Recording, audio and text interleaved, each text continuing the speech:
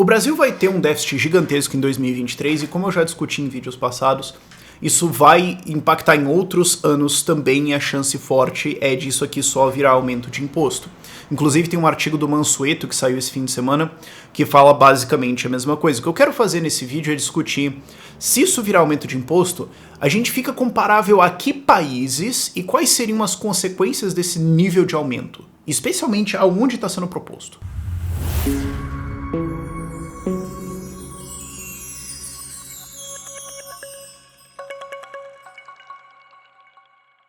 Então, dando uma recapitulada, eu tô falando já há algum tempo que esse déficit que vai ter em 2023, ele é maior do que está sendo falado aqui e ele na prática é despesa corrente. Eu fiz esse vídeo esse fim de semana agora e na prática ele não é assim, vai ser um déficit em 2023, daí passou. Não, você tem coisas tipo Auxílio Brasil ou descontos de imposto lá que se você reverter é todo ano.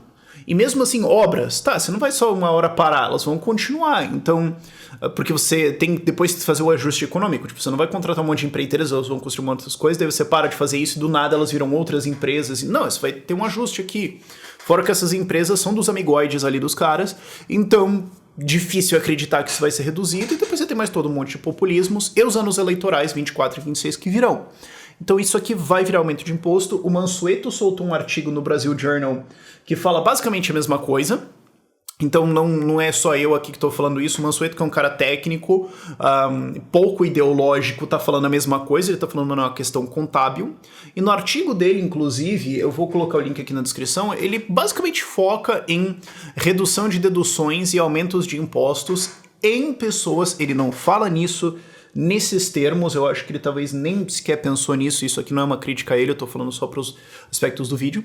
Largamente ele tá falando de aumentos de impostos com pessoas que podem sair do Brasil, ou que tem um nível de mobilidade maior. E é aí que tá o problema. É aí que tá as consequências que o Brasil pode sofrer com isso. Qual que é o tamanho aqui do aumento de impostos que a gente está discutindo? Em 2020, a carga tributária do Brasil em relação ao PIB era de 32,3%. Se você fizer a conta de todos os descontos que deram e tudo mais, ela cai um pouquinho, mas depois dos aumentos disso e tudo mais, soma tudo, faz a continha lá. Deve ter uma margem de erro aqui, isso aqui não é um número exato, mas pela minha conta, 35,6%. A gente vai para 35,6% do PIB, o que é um aumento de 3,3% em relação à carga que a gente tinha em 2020. Como que isso compara com outros países? Esse print na tela que tem aqui agora é a relação de taxação, roubo estatal, em relação ao PIB por país. Se você for olhar os vizinhos do Brasil hoje, aliás, isso aqui era 2020, então 32,3%, a gente taxa muito similar ao Canadá, Nova Zelândia, Japão, Reino Unido, Espanha e Polônia. Então assim, a gente paga esse nível de imposto para ganhar Brasil. Então, nisso aqui você já tem uma coisa de competição ruim. Agora, se a gente sobe para 35, né, que era a minha conta, 35,6, nós estamos concorrendo com, basicamente, a Alemanha. A Alemanha tem 37,5. A diferença é o quê? 1 ponto percentual. Então, você vai pagar Brasil e receber Brasil. Aliás, você vai pagar a Alemanha e receber Brasil. Por que você faria isso? Em nome de todas as luzes que brilham nesta terra linda de matas belas e pessoas divertidas, por que diabo você escolheria pagar imposto nível Japão para ganhar um dos países mais violentos do mundo? E aí você tem o ponto para amplificar o problema, que é: se a gente fosse aumentar impostos, você está aumentando nas pessoas que mais têm capacidade de fazer essa reflexão.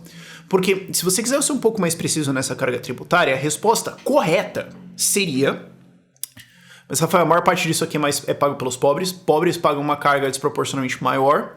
Pessoas que conseguem usar estruturas de empresas no Brasil ou declaração, etc, etc, podem pagar impostos muito baixos. Por exemplo, como o Mansueto aponta no artigo dele, você pode ter uma empresa no Simples Pessoalíssima, né, que ele usa esse termo, só uma pessoa, e ela paga uma taxa simples, que é muito abaixo do imposto de renda, e só recebe tudo em dividendos e não paga nada em cima disso. Então a carga efetiva dela de imposto de renda é muito menor. E isso é muito menos do que alguém que está ganhando R$5.000 por mês num CLT, o que é um salário muito bom, já está na frente de 90 e porrada por cento da população brasileira, mas está pagando 27,5% de imposto de renda nisso. Então, existe uma disparidade aí, sim. Pessoas que conseguem usar estruturas empresariais, que conseguem usar holding para pular impostos, que conseguem usar empresas para declarar imposto como empresa, tirar como dividendo, colocar despesas dentro da empresa, etc. Essas pessoas pagam menos impostos no Brasil. Sim. É por isso que elas estão aqui ainda. Esse é o ponto. Existe uma disparidade de tributação no Brasil? Sim.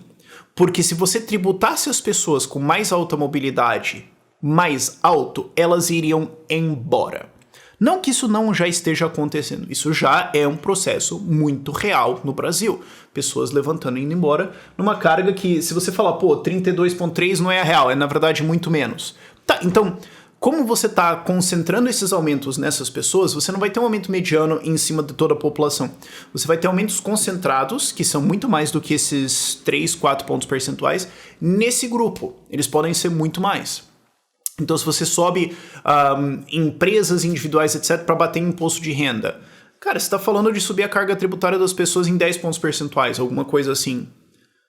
Vale a pena? Realmente, essas pessoas vão ficar aqui? E eu digo isso porque eu tenho uma empresa para ajudar essas pessoas a saírem do Brasil, e a gente está voando de clientes nessa última semana pelo Lula ser eleito, sabe? Não vai ter picanha pros pobres, mas pra gente vai ter de comemoração sim, cara. Lula. E pior que a galera fala assim, mas então você tinha um interesse no Lula ganhar. Cara, no médio e longo prazo, se o Bolsonaro continuasse, se tivesse reformas, o Brasil ficasse mais rico, eu ia conseguir trazer gente do resto do mundo pra cá. Porque a gente chegou a trazer pessoas do resto do mundo pra cá, porque estavam querendo, por exemplo, um país sem lockdowns e tudo mais. Então a gente atendeu essa demanda sim. Então, nesse outro movimento, na verdade, ganha muito mais dinheiro. Mas, enfim, o ponto é, eu atendo pessoas que querem fazer isso, a demanda subiu e são pessoas autônomas, empreendedores, investidores. São pessoas que estão olhando e falando, cara, eu posso atender em qualquer lugar do mundo. Eu tenho uma escola de inglês. Tá, você ensina inglês, você não precisa ensinar para brasileiro, você pode ensinar para qualquer pessoa do mundo. Você pode pegar qualquer país que está crescendo e se internacionalizando e ensinar inglês lá, eles vão querer fazer isso. É uma possibilidade na sua mão. Oi? Sabe, você tem todas as pessoas que trabalham remoto de alguma forma, todas as áreas criativas, design, marketing, todas essas coisas, marketing digital, muita gente que não sai, e obviamente o pessoal de saúde, porque sabe que o diploma deles vale ouro no mundo inteiro. Claro, vai ter o processo de revalidar, e a gente tem um parceiro que revalida isso em vários países, mas, cara, eles são altamente imóveis. Se esse aumento de impostos para cobrir esse déficit for nessas pessoas, primeiro, eu vou ganhar um monte de cliente. Segundo, você vai ter dezenas de milhares, se não centenas de milhares de pessoas nesses próximos anos levantando e indo embora. E você perde o dinheiro delas. Quer dizer, merecido. Não sinto nenhuma dor pelo governo nisso, bela e moral. O ponto é, você vai arrecadar o que você quer? Não. E aí você tem, então, um novo problema. Subir imposto de novo para fechar esse gap, ou admitir que deu errado. Você sabe que eles vão subir de novo. Então isso vai pressionando cada vez mais as pessoas. O que eu quero dizer? O resultado disso é um êxodo das pessoas com possibilidade de sair, que são as pessoas com mais probabilidade de gerar emprego, de gerar desenvolvimento econômico no Brasil. Então você está começando a dar um tiro na sua própria cabeça econômico de longo prazo. Isso não é uma forma de prosperar. Isso não é uma forma de fazer esse Brasil ficar mais rico. Isso é uma forma de garantir que, apesar do crescimento patético que a gente teve nos últimos anos, a gente pode ter certeza de que ele vai ser mais patético ainda. De que as pessoas mais produtivas vão embora. E eu vou atender isso. Eu vou ser a punição ao Estado por essa política idiota. E não mito, eu vou ter uma alegria bem considerável ao fazer isso. O problema mora nas pessoas que vão ficar. Porque, eventualmente, seja consciente ou inconscientemente, governos vão virar os aumentos de impostos para essas pessoas. Eles podem sacar que a gente só tá subindo imposto em gente que vai embora e perdendo negócios, então fazer o quê? Taca nos pobres mesmo? Ou eles podem só ir subindo e vendo que aqui dá mais retorno e tudo mais, então vamos fazer isso aqui. Tanto faz. O ponto é, a conta vai ficar para quem não pode ir embora. A conta vai, no fim das contas, bater na população mais pobre. Isso não vai ser ano que vem. Isso não vai ser 2024. Pode demorar uns 4, 5, 6, 8 anos para esse processo virar completamente na direção deles. Mas o fato é que quem gera emprego e quem tem essas rendas maiores, ou mesmo quem não quer ser taxado por isso e quer fazer proteção de patrimônio ficando aqui, mas mandando dinheiro para fora, vai fazer isso. E o fardo cada vez fica mais em quem tem emprego simples e em quem compra e vende mercadorias simples, que é o que vai ser afetado pelo sistema tributário. Essa não é uma receita de ajudar os pobres.